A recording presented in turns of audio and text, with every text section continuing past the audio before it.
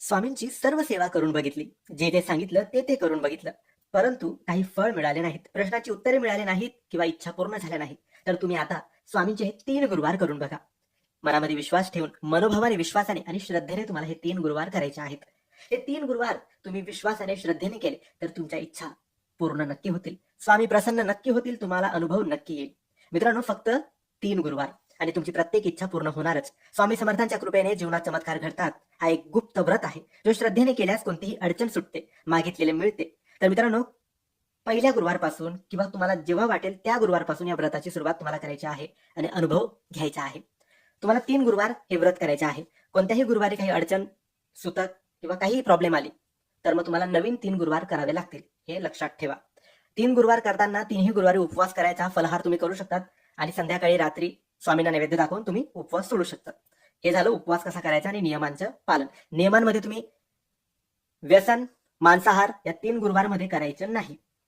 आता तुम्हाला काय करायचं आहे तर सकाळी लवकर उठायचं, अंघोळ करायची, स्वामींना नमस्कार करायचा आणि स्वामींसमोर स्वामी चरित्र सारामृत या पारायणाचे 7 अध्याय वाचायचे आहेत पहिल्या गुरुवारी. 7 अध्याय वाचल्यानंतर स्वामी समर्थांचा जप, श्री स्वामी समर्थ, श्री स्वामी समर्थ हा जप 3 माळ करायचा आहे, हे पहिल्या गुरुवारी. दुसऱ्या गुरुवारी उरलेले 7 अध्याय वाचायचे आणि 3 माळ स्वामींचा जप. आणि शेवटच्या गुरुवारी शेवटचे 7 अध्याय वाचायचे आणि श्री स्वामी समर्थांचा जप 3 माळ. एकूण 21 अध्याय असतात.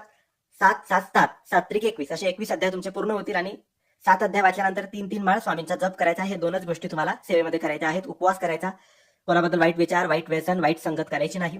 शेवटच्या गुरुवारी अन्नदान करा, कोणाला जेवण खाऊ घाला किंवा कोणाला तरी अन्न जाऊन द्या. स्वामींच्या मठात, केंद्रात जाऊन स्वामीचे दर्शन घ्या. अशा रीतीने सोप्या सरळ पद्धतीने तुम्ही हे सांगता, हे उद्यापन किंवा हे पारायण करू शकतात. आणि शेवटच्या दिवशी उद्यापन सोप्या रीतीने करायचं आहे. फक्त चांगला आहार घ्या, फलाहार करा, रात्री उपवास सोडा. फक्त एकच गुरुवारी म्हणजे 3ही गुरुवारी उपवास करायचा आहे. आठवडाभर किंवा पूर्ण 21 दिवस उपवास करायचे नाही. तर तुम्ही नक्की मित्रांनो हे 3 गुरुवार करून बघा, चमत्कार होतो. फक्त आपल्या मनात विश्वास पाहिजे, श्रद्धा पाहिजे.